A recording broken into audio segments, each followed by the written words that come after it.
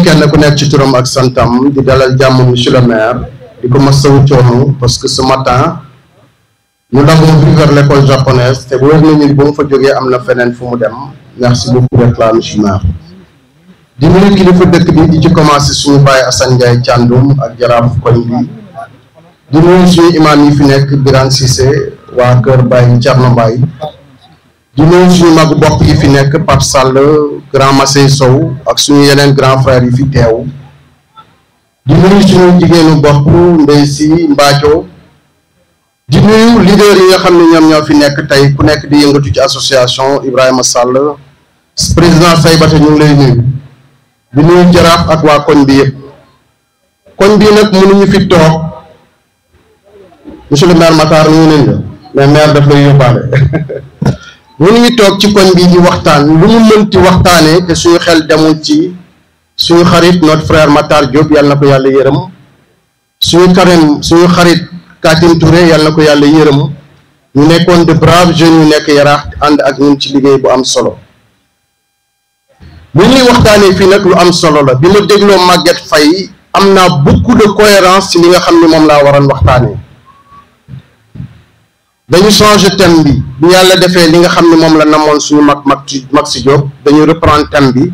daanaka ñu dëxëñ ñaari thème jox ma ko pour ma war ko traiter ko mën naa ko mais am na sumay frère yu nekk ci jotaay bi ñoo ma ko dàq ñoo ma ci gën a sawar ñoo ma ko gën a xam wala lii may wax ñi ma ko gën a xam ñu ngi ci jotaay bi su amee ay dëng-dëng ñu jéggal ma si suma rak Cheikh Mbeng jum Saybata mi toog ay valeurs sûres Yaraax lañu te ñooñu mën nañ citer aussi Diène Ndiaye Ablaye Ndiaye ak beaucoup d'autres jeunes du quartier qui sont de braves jeunes qui s'accrochent et qui se battent waxtaane sur les enjeux environnementaux et de développement durable quelle stratégie pour la préservation et la valorisation du patrimoine écologique li ñuy njëkk rek mooy ñu jéem a définir lan mooy patrimoine Maguette wax na ko patrimoine mën na nekk alal mën na nekk xam-xam mën na nekk histoire mën na nekk ay valeur mën na nekk alal mën na nekk koom bu nga xam ne nit ñi ñoo ko bokk war ko ñoŋal war ko jox sa ndono loolu mooy patrimoine moom nag ñëw na ci patrimoine matériel bi ñun dañuy ñëw ci enjeu écologique yi boo ubbee code de l'environnement j'aime bien taquiner mon ami Matar Diaw le code de l'environnement la loi 2023-15 du 3 août 2023 en son article 4 dafay définir lan mooy environnement wax environnement c'est un bien commun c'est un patrimoine national noonu la ñuy définir dans le code de l'environnement ce que c'est que l'environnement donc waxtaane ko fii ci Tefessu Yaraax am na solo waxtaan bi nag li ko tax a jóg ak bu ñu ñibbee lan la ñuy nettali mooy est-ce que liñ fi waxtaanee amal nañu njëriñ ñun ñi fi ne est-ce que amal na njëriñ génération future yi loolu moo am solo waxtaan bi waxtaanee patrimoine nag dafay supposer passer en revue li fi amoon Maguette def na ko léegi ba ñëw sur l'arrêté préfectoral lan moo fi amoon avant école Doudou Mbaj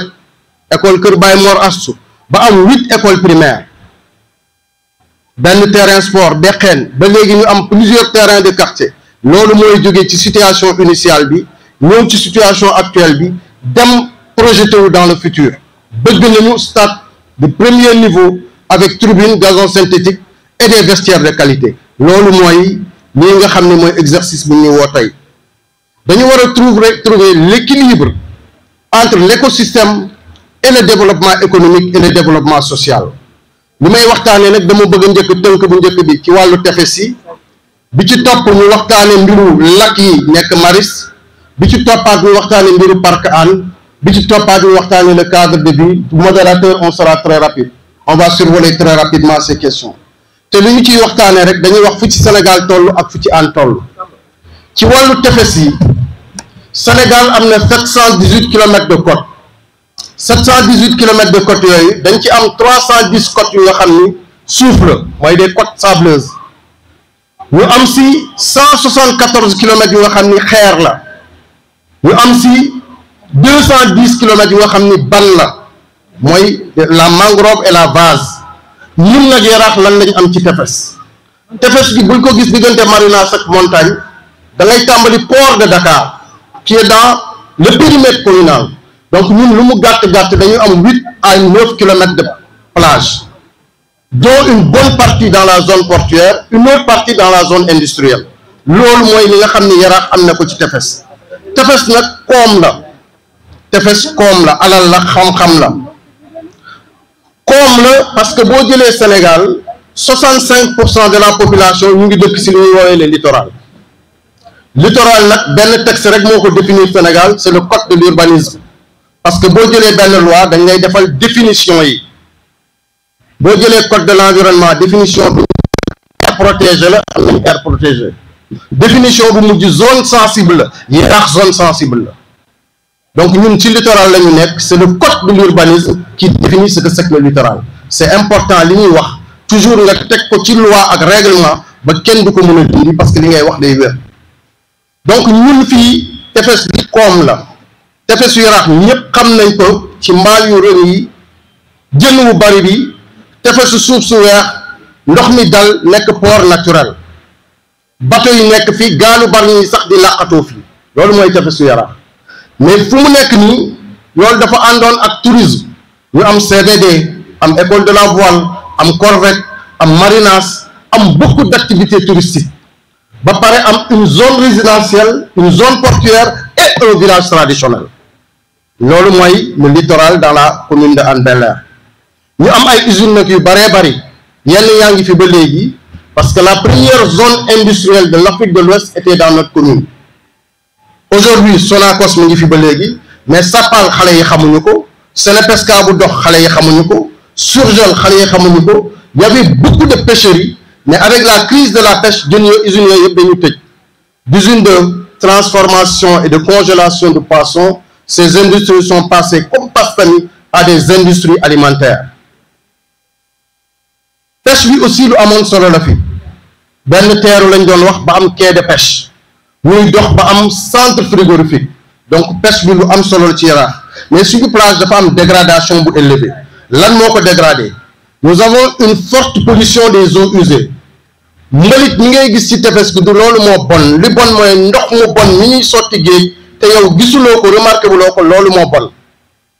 ci télé yi ak ci image yi ñuy won dañuy won xale bu jigéen bu yore paanu ndox wala siwo ndox paanu ndox 20 litres la siwo ndox 10 litres la muy sotti géej c'est ça l'image de la baie de Hann mais elle est fausse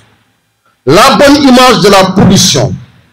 c'est 21 canalisations yuy sotti ndox bu bon guddi ak bëccëg ci tefesu Yaraax c'est des milliers de mètres cubes d'eau usée non traitée qui sont déversés en mer 24 heures H24 7 jours sur 7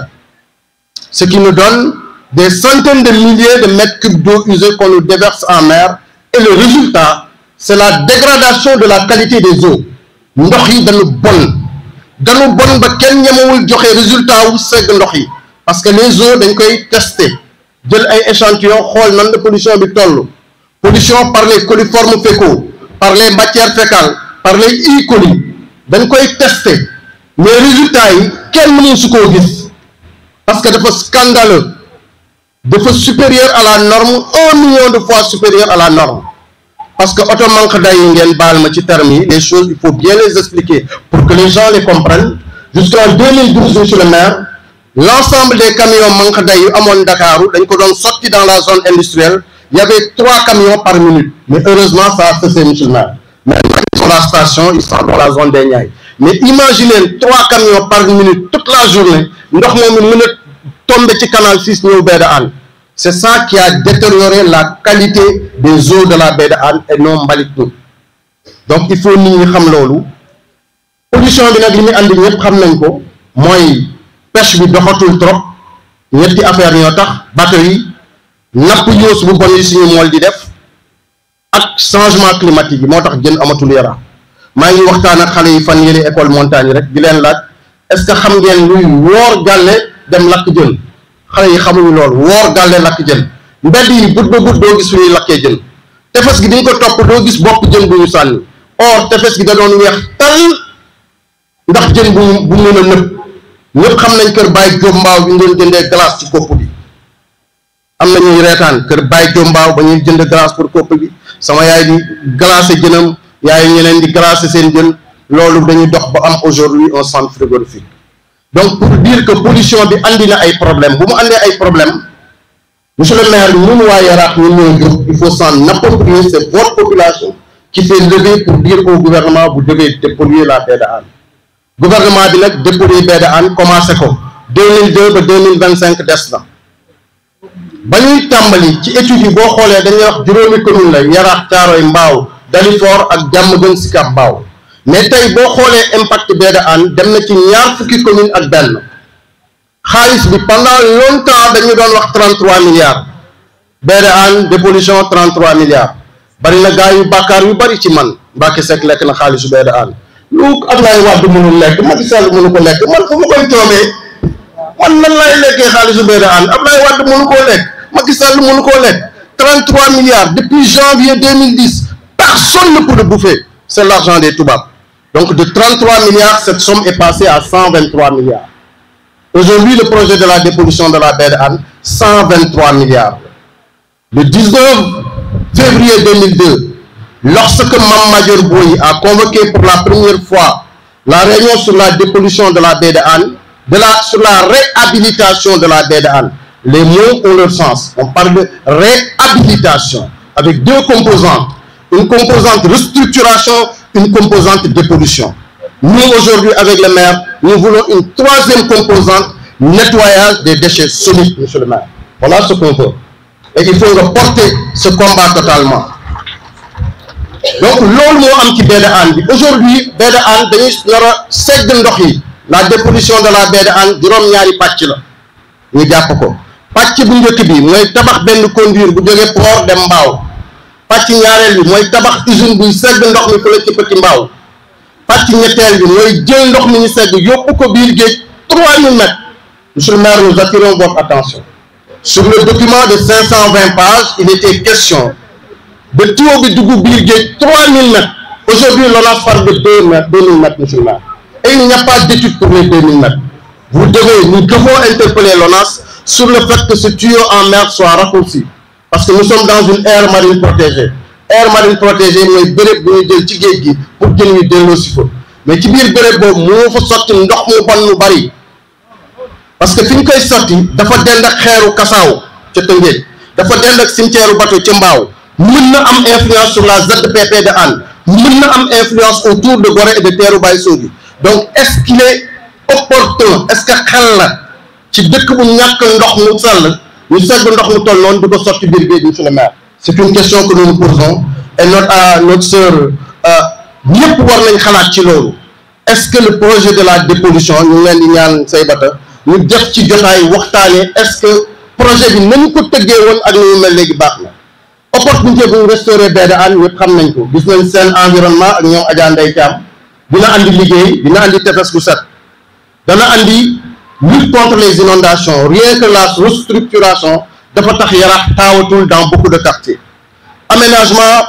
mën nañu aménager aussi beaucoup d'activités parce que ñun suñu xarañ moom moo andi ñu aménager parc Hann ci zone humide yi Hann dafa nekk dans ce qu'on appelle la zone des Niayes boo gëstoo dafay démarrer Marinas moo tax souvent Marinas suuf bi day tooy parce que c'est la même zone c'est les mêmes sols que toute la zone des Niayes fii ba Mboro c'est la même zone c'était la même végétation donc lu ñu xool mooy zone des Niayes boobu depuis le 12 juillet 1952 l'administration coloniale protégeait cette zone. C'est à partir de 82 et de 89 que le président Abdou Diouf si la génne benn décret bu fexe ba zone des Niayes bi gars yi def ko ay kër loolu moo andi Maristes moo andi cité Al Amal Patte d'Oie cité yi wër technopole bi yëpp c'est à partir de ce décret de déclassification qui a permis ñu def cité yooyu. Or c'était une zone pour l'agriculture. Li ñu mën a wax aussi mooy il y a eu pour protéger cette zone toujours il y a eu le décret 2002-1042 portant le PASDUN, le programme de sauvegarde et de développement des dunes et de la zone verte mu ngi woon fii am na ay réunions yu ci defoon monsieur le maire PASDUN mais malheureusement les fruits n'ont pas répondu à la promesse des fleurs ba aujourd'hui ñu ngi am projet PG SENPA bi war a jël ñaari milliards affecté ko lag yi mais lag yi bu ñu ci defee ñaari milliards dafa war a nekk lu ñu gis warul nekk këyit kese. Il faudrait que les gens apprennent à partager les projets parce que seen environnement suñu ko partagé woon maire bu fi ñëwee dina fekk ay acquis yu nga xam ne dina ko mën a may lu wutiwaat lu mel ni projet Sen Environnement mais malheureusement ñun dañuy jël projet yu nga xam ni population bi lañ ko destiné ñu aaki moo ko def ko seen yëfu bopp. Donc nous souhaitons que le projet PG Sen-PA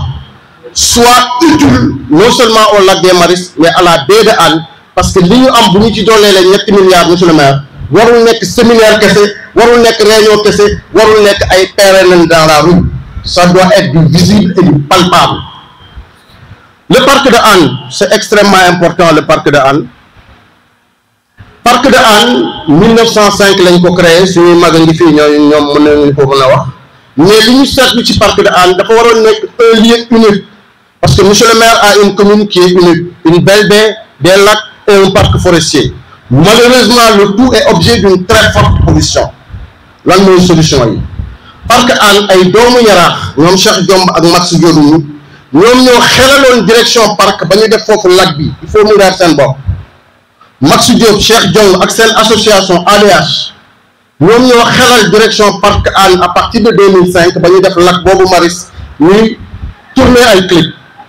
ñoom ñoo xelal direction parc ba ñu def auditorium avec les pavés en plastique que nos sœurs ont réalisé. C'est pour vous dire que Sam Semomel, vous êtes sur la bonne voie. Cette voie qui consiste à faire des suggestions et des remarques pour qu'on progresse en matière de cadre de vie. Suñu site yu rafet yi ñi ko yàq xam nañ ko pollution la soo demee ci maar yi parce que maar dafa am différence ak lac ñun dañuy wax lagu Maristes yi ñi di wax les mares. Nous avons eu 3 mares, ñett la ñu amoon dexu Kër Ngor dex bu mag bi ak dex yu ndaw bi. dexu Kër Ngor nelaw nañu ba service de l'agriculture sëkk ko séddoo kër yi ba kenn amatu fa dara dex bu mag bi ñu mel ni EDK ak d'autres personnes ñu ngi yore ay titres fonciers wax ni booru dex bi ñoo ko moom or kenn moomu ko. Le président Macky Sall en mars 2019 avec le décret 2019-748 du 19 mars dafa créer ce qu'on appelle la réserve naturelle urbaine des Niayes et Dépendance. La réserve naturelle urbaine de la Grande Niayes de Pikine et Dépendance. Les Dépendances sont les 2 mares des Maristes qui sont désormais sous la responsabilité du ministère de l'Environnement. gën a jege gën a yay ministre de l'Environnement monsieur le maire fii la nekk sa commune. Notre commune est nodale suñu commune dafa am solo ci wàllu énergie.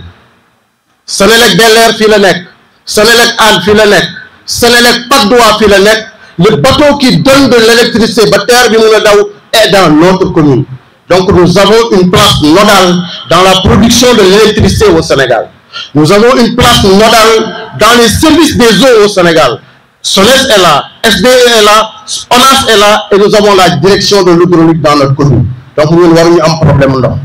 Et mieux que ça, nous avons une place nodale dans les communications à Dakar. Le TER, nous sommes la seule commune où le TER a presque 3 gares. Gaaru Hann la nekk, gaaru Dalifort Hann la nekk, mais gaaru Colobane tam Hann la nekk. Meroon naa trop bi ñu inauguré gare boobu ma gis maire Colobane tekk bando, or c'était dans notre périmètre communal. Notre commune commence à pompier, s'arrête à magasin. Tout ce qui est au sud de l'autoroute, c'est dans notre commune. Donc gare Colobane est totalement dans notre commune. Les ateliers du TER sont totalement dans notre commune. Mais monsieur le maire, TER amaluñu njëriñ nañu fexe jàkkaarloo ak ñoom wax leen dëgg. Senelec, je les ai vus à Sharm el-Sheikh en Égypte. Je les ai vus à Dubaï. Je les ai vus à Bakou. Et bu ñu defee seen exposé ba pare monsieur le maire, Senelec ma ngay tabax ay école ci àll bi, ma ngay tabax ay maison de la femme. ñun li Senelec am fii mètre carré gazon may ñu ko. C'est pas normal. Monsieur le maire da ngay yaru bàyyi ñu ak gars yi ñu wax ak ñoom dëgg. Laissez-nous ces gens qui ne nous respectent pas. Il faut qu'on apprenne à nous faire respecter. OL Libya Sénégal fii OL Libya bii Modou Wal c'est en 2007 qu'ils avaient construit un terrain de basket à Mermoz pour 12 millions. Mermoz basket dem na première division. ñun ordinateur temps yi nga xam ne boo ko séenee ci film nga ko seen ils ont pris des ordinateurs qu'ils ont offert à Yeumbeul. ASC Yaraax on est allé jouer à Tamba, l'équipe de Tamba portait des maillots de Modou Wal Sénégal ñu ñuy soy ay maillots Baye Saliou moo doon ñaw maillot yi soo solee numéro bi da nga koy brailler mu dugg sa tubéy am nañu fekk li may wax nii ndey si bu reetaan derrière bu leen reetaan c'est ça la vérité quoi. il faudrait que nous disons à ces sociétés, monsieur le maire, qui nous trompent, parce que la nouvelle loi sur l'orientation de l'économie sociale et solidaire, en son article 32, est très précis sur la RSE.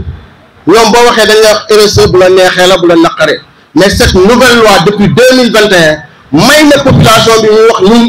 dañu bëgg place sëñ Babacar Sy bi nga defal ñu ko ba mu naat dootul am ay pneu ñun am nañu sañ-sañ boobu wax ko Ola loolu am nañu sañ-sañ boobu loolu fi may daanelee monsieur le maire le cadre de vie, j'ai parlé de la mobilité jóge fii dem Dakar tali bi c'est extrêmement difficile même àll bi yoon yoo xam ni dara nekk fa ils ont fait des voies doubles. Qu'est-ce qui les empêche de nous faire une voie double? Il faudrait que nous, population de Hann, nous savons que le maire a des limites. Le maire Babacar Mbeng et son conseil municipal, ils ont des limites. Ces limites, nous, population, nous pouvons régler. Parce que si nous avons Babacar Mbeng, nous pouvons. Mon bout de main, comme le fait très discipliné, il a une façon de convaincre. Le reste, nous devons pour pousser pour le bien-être des populations. Il faut nous encourager nos jeunes de Samosa Momel. S'il y a restructuration et dépollution de la baie de Hann, une association l'ASRA, vous savez, Magui Giteon, nous avons Tambédou, nous avons Maxinek, nous avons fait effort. Nous avons fait restructuration de avoir une régularisation foncière. Nous avons fait restructuration, nous avons fait mais le problème, le gouvernement a fait 25 hectares à Diass. Le gouvernement a fait 25 hectares à Diass. Le gouvernement Sénégal a fait 25 hectares à Diass. Nous, commune de Yarakh, le village de Yarakh, nous devons demander au président 25 hectares pour que nous fassions, nous devons faire mais Yarakh n'est que fini l'école. Donc il faut une bonne organisation avec le maire pour qu'on aille faire le plaidoyer. Yarakh du fi Cambérène 2 dafa am Cambérène 1 am donc mën nañu def plaidoyer ba kër ñu fees yi feeraay suñu koñ dañ ko xale yi dañ ko nattaat kër yi fan yi mais kër yi dañu jur kër bu nekk seetoo nañu ko donc il faudrait qu'on ait une zone d'extension pour que ce village puisse respirer parce que kër yi sët yi sëtaat yi jarbaat yi ñëpp ngi si biir kër yi ku nekk di kolkolal néeg di kolkolal yëkkati di kolkolal nangam. Or, le gouvernement, pour nous donner 1500 maisons, nous décongestionner que lui. En tout cas, je vous remercie de la santé. Et ça, c'est le travail de Samosa Mohamed. Merci de votre aimable attention.